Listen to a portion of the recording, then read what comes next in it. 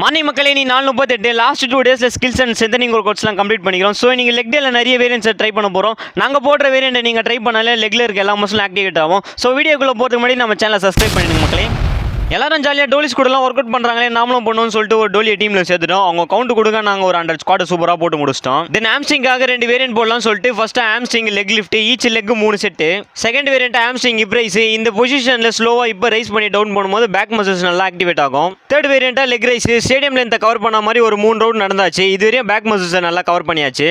தென் front மசில்ஸை cover பண்ணுறதுக்காக split squat, each leg 3 set. Already normal squat ஒரு 100 போட்டிருக்கோம். தென் ஃபிஃப்த் வேரியன்ட்டாக சைட் ஸ்குவாட், இது போடும்போது side and front muscles cover ஆகும். எல்லாமே 3 செட்டு, ஒரு செட்டுக்கு 15 to 20 ரெப். தென் 6th வேரியன்ட்டா பிஸ்டல் ஸ்குவாட், ஆக்சுவலாக சிங்கிள் லெக்ல கீழே வந்து மேலே போனோம். இப்போ தான் ட்ரை பண்ணுறதுனால இந்த மாதிரி போட்டாச்சு.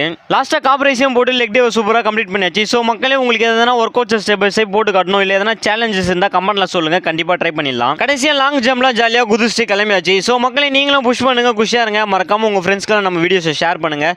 நாளைக்கு வீடியோவில் உங்கள் எல்லாரையும் பார்க்குறேன். டாட்டா பாய்.